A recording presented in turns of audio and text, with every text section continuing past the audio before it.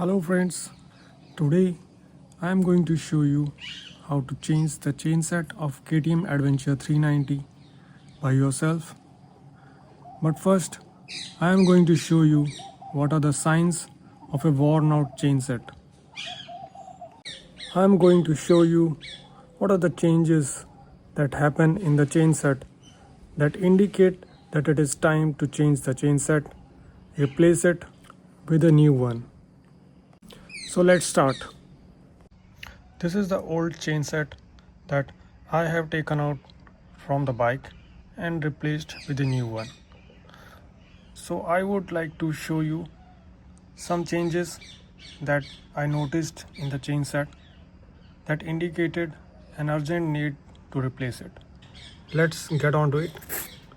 So this is the chain, and if you can see here, if you see here, look here, these 4 links, 1 2 3 4, can you see these look somewhat different from the other links? So why is that? The rollers that are present on a link, this is how it looks. So the roller is missing from these 4 links. It has worn out and got dislodged, exposing the chain links. As a result, the chain links themselves are undergoing excessive wear and tear, showing thinning of few of them. Like this one is thinned out more than the others, and this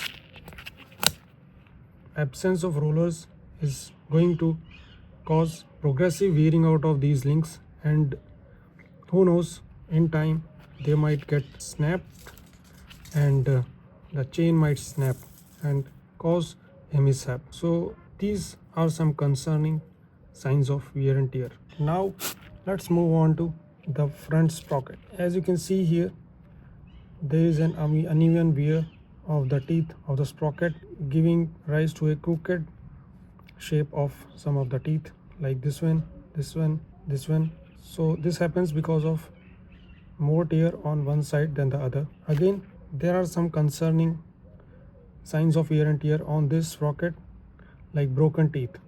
Look at this tooth here, it's broken, and look how many of them are broken. 1 2 3 4 teeth are broken on this sprocket, and that is something of real concern. Now let's come on to the rear sprocket. The rear sprocket looks much better compared to the other components, and does not show any crooked shape of the teeth. So nothing remarkable on this one, but the changes that we saw on the chain and the front sprocket, these changes are a cause for the alarm and indicate an immediate need to change the chain set, because if left like that, if we go on using the chain set in this condition, then it can lead to a number of mishappenings, and who knows, it might lead to snapping of the chain, getting the chain stuck, and as a result there can be mishaps, and there can be dangerous mishaps as a result of mechanical failure of the chain set. Look at this rubber is attached on this side of the sprocket, and it has got dislodged like this. So this is just as a result of excessive wear and tear. Another sign that we can see on the chain itself indicating excessive wear and tear is this play in the chain, this lateral play in the chain. Look how far I can stretch it like this. This won't happen in a new chain. How far it is flexed laterally. It is as a result of the lateral play on the chain. The chain starts bending like this laterally. Look how I'm able to bend it on either side laterally. It should not bend laterally. chain is supposed to bend only in this plane. When it starts bending laterally, you know that you are in for a trouble, and it has gone excessive wear and tear and has developed this abnormal play. These rollers that are present on the chain links are necessary for the smooth movement of the chain on the sprockets, because these help reduce the friction as these rotate when the chain moves on the sprockets. So when the rollers are missing, there is a loss of that smooth motion of the chain, and as a result of the excessive friction, it will just accelerate the rate of wear and tear of the chain, leading to early mechanical failure of the chain. So now we have seen what are the changes that indicate excessive wear and tear of the chain, and what are the changes that indicate an immediate need to change the chain and replace it with a new one. So now let's move on to how we change the chain set. So let's get moving on. So let's start. First, I loosen the nuts securing the rear sprocket to the hub. I just loosen them and do not remove them. I do this beforehand because I feel that it will be easier to loosen them in this position rather than doing it after removing the hub and wheel from the bike.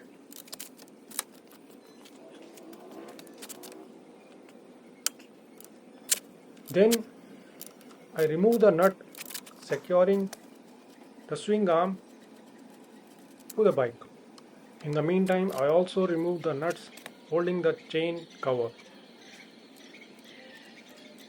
This will help me in removing the chain from the front portion or from near the front sprocket, because this whole portion with the left footrest that is secured by the nut that is holding the swing arm is the only thing that is something that comes in the way of removing the chain from the front sprocket.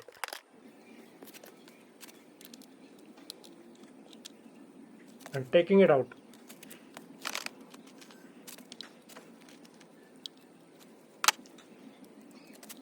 There is one more nut that I have to remove in order to free this whole thing that is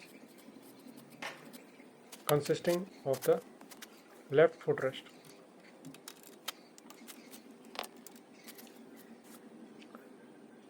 Here we remove the ABS sensor.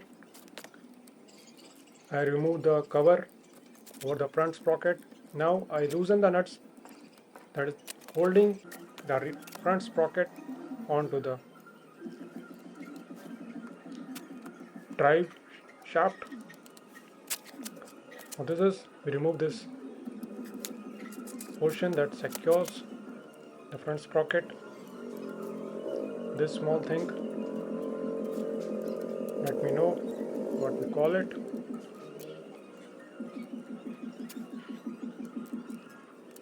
I had to struggle a little bit to remove this part.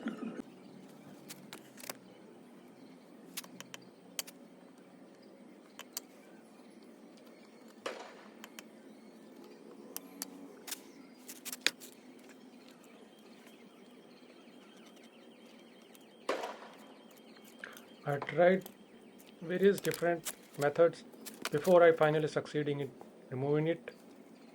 Now it's time to remove the front sprocket.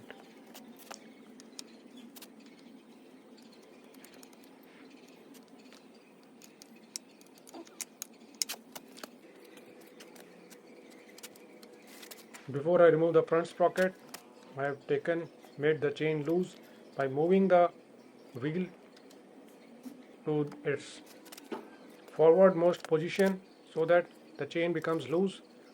The front sprocket here, the front sprocket comes off, and along with it the chain in the front part. And now you see why I removed the nut from the axle that connects the swing arm. Now the chain is off.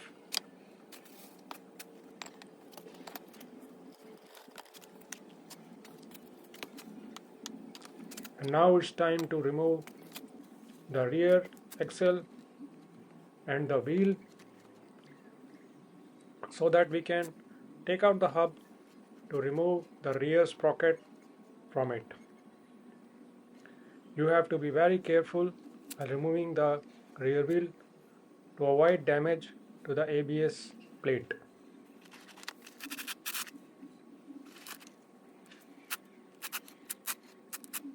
Try not to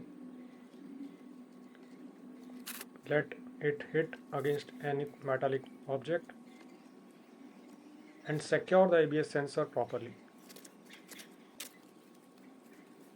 Here the rear wheel comes off.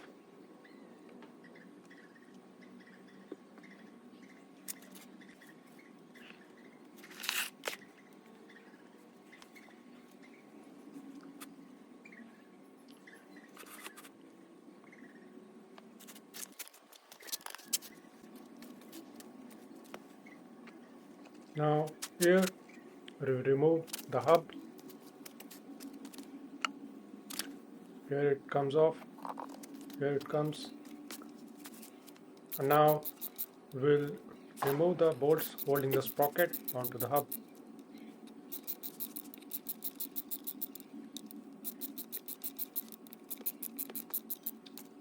There is a bearing in the hub,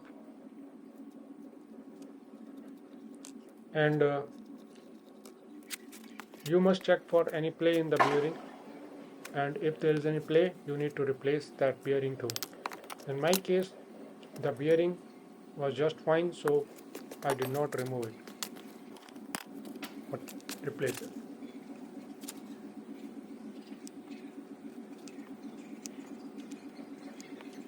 You need to change these rubber bushes because over time these develop some play and the rear hub shows some play with respect to the wheel as a result of wear and tear of these rubber bushings.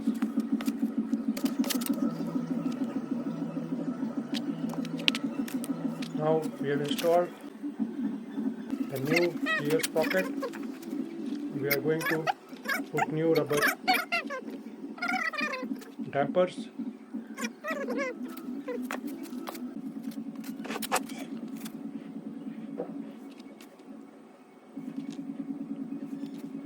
Let me know what is the exact term for these part.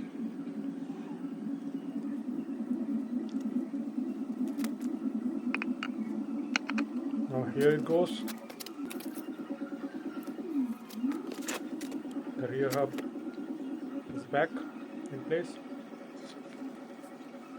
Now we are going to put the wheel back into position. You can place something below the rear wheel to bring it at level with the hole through which the rear axle bolt is going to pass through.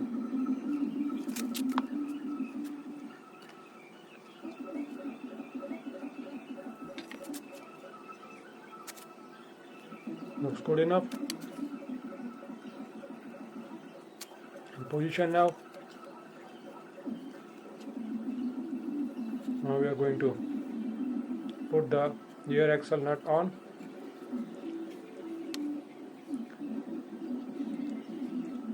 In the meantime, you could apply some grease over the axle nut and over the nuts and bolts that you open and put into place back together again.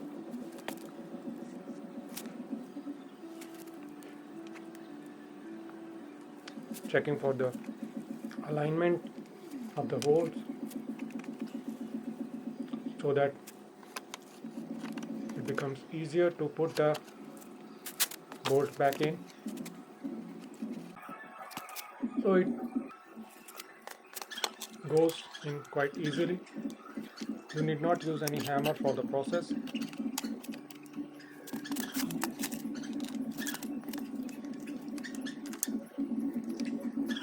Now we put the new chain in place over the rear sprocket.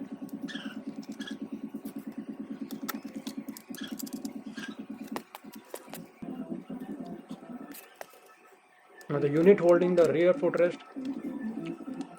the driver footrest, rider footrest and the side stand, that unit, you need to only loosen the nuts holding it in place and do not remove it completely, because the side stand sensor is attached to it and it might get damaged if you dislodge it or if you pull on it too hard. So be careful about that.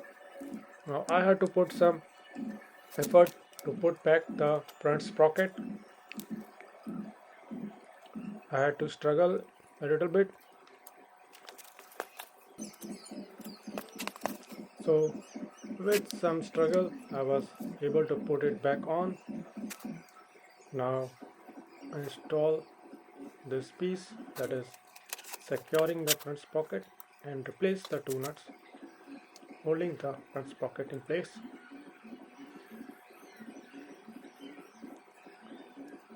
I like the way the bike has been put together and how convenient the process to replace the chain set is if done systematically and meticulously, of course. Now we replace the nut, the other nut that holds this unit on the side with side stand and footrest in place, and we replace the gear lever. The gear lever is another thing that needs to be removed in order to remove the chain, front part of the chain from the bike. After we install the front sprocket and the chain over it, we need to put back the gear lever into place. We need to replace it where it was.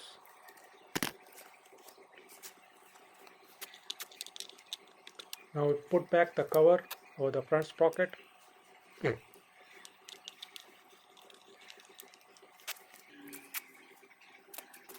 And now we come to the ABS sensor.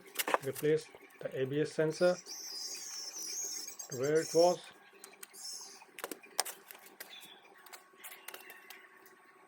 Now we tighten the axle bolt after setting the chain to the right tension. The play in the chain has to be around 5 to 7 mm, and we are done. So guys, this is how you change the chain set on your KTM Adventure 390 at home. After changing the chain set, I did a journey of around 1000 kilometers and it was just fabulous. There was a day and night difference in how smooth the chain set ran, and I got around 2 to 3 kilometers per liter better mileage than I was getting with the older chain set. The ride was much smoother because there was no play and the chain was smooth. If you like the video, please like and subscribe.